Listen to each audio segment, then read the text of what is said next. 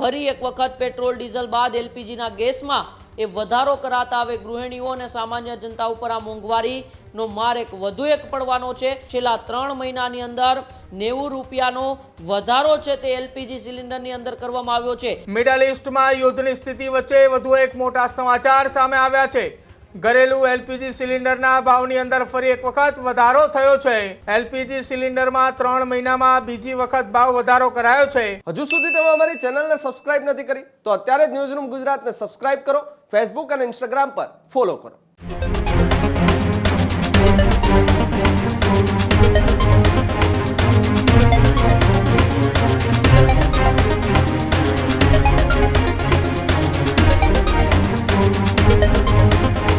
મહત્વપૂર્ણ સમાચારોની શરૂઆત કરીએ। ફરી એક વખત ઘરેલુ સિલિન્ડરના ભાવની અંદર ભાવ વધારો થઈ ચૂક્યો છે। એલપીજી ઘરેલુ સિલિન્ડરની અંદર હવે 29 રૂપિયાનો વધારો કરાયો છે। મિડલ ઈસ્ટમાં યુદ્ધની સ્થિતિ વચ્ચે વધુ એક મોટા સમાચાર સામે આવ્યા છે। ઘરેલુ એલપીજી સિલિન્ડરના ભાવની અંદર ફરી એક વખત વધારો થયો છે।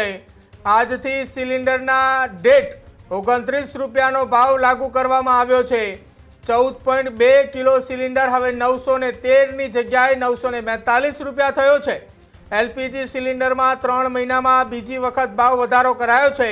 વૈશ્વિક સ્તરે ઉર્જાના ભાવમાં વધારાના કારણે આ નિર્ણય લેવાયો છે। પશ્ચિમ એશિયામાં સંઘર્ષથી પુરવઠામાં વિક્ષેપ થયા હોવાના કારણે 7 માર્ચે અગાઉ પણ 60 રૂપિયાનો વધારો કરાયો હતો। જોકે રાજ્યની ઓઇલ કંપનીને મોટું નુકસાન થતા હોવાની પણ વાત કરાઈ છે।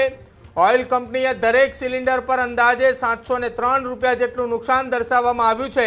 આ વધારાથી સામાન્ય પરિવારોના રસાડાના બજેટ પર પણ સીધી અસર જોવા મળશે। એલપીજી સિલિન્ડરની અંદર પેટ્રોલ ડીઝલ બાદ હવે ફરી એકવાર એલપીજીની અંદર ભાવ વધારો કરાયો છે। અત્યાર સુધી પેટ્રોલ અને ડીઝલ સાથે સીએનજીની અંદર લગભગ 4 વખત ભાવ વધારો કરાયો છે। જોકે સામે એલપીજીની અંદર પણ કેન્દ્ર સરકાર દ્વારા એ ખુલાસાઓ કરવામાં આવે છે કે ભારત પાસે એલપીજીનો પૂરતો પુરવઠો છે, પરંતુ બહારના દેશોમાંથી મંગાવવામાં આવતો એલપીજીનો પુરવઠો કે જેની આયાત એ ઓછી થઈ રહી છે, જેના કારણે ભાવ વધારો કરવો પડી રહ્યો છે। ઉમંગ મારી સાથે જોડાયા છે। ઉમંગ, એલપીજીની અંદર ભાવ વધારો થતાની સાથે જ ગૃહિણીઓ પર મોંઘવારીનો માર છે। રસોડાનું બજેટ હવે ખોરવાઈ ચૂક્યું છે। પહેલા 60 રૂપિયા ને હવે 29 રૂપિયા ભાવ વધારો કરાયો।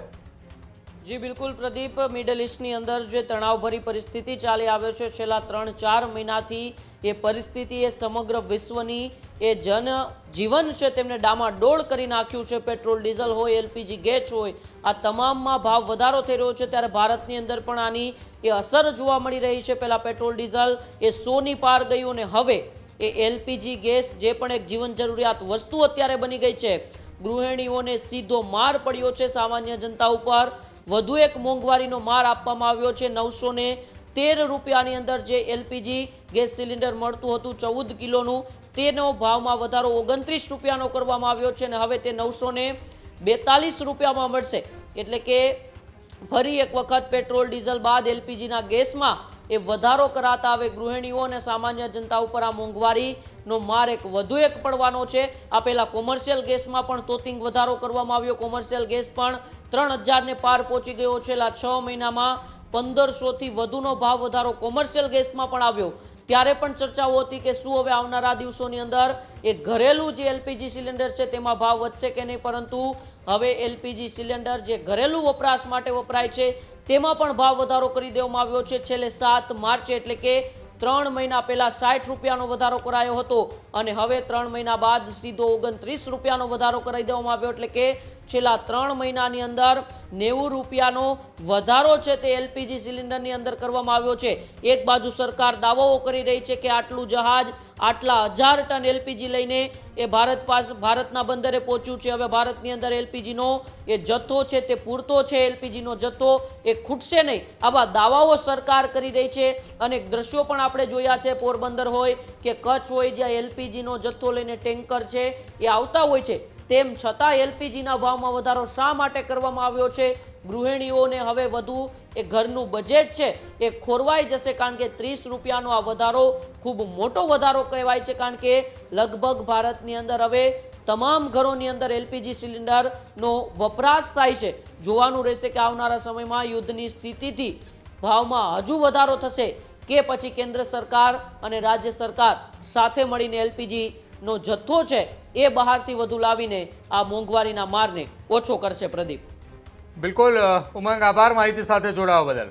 હજુ સુધી તમે અમારી ચેનલને સબસ્ક્રાઇબ નથી કરી તો અત્યારે જ ન્યૂઝરૂમ ગુજરાતને સબસ્ક્રાઇબ કરો, ફેસબુક અને ઇન્સ્ટાગ્રામ પર ફોલો કરો.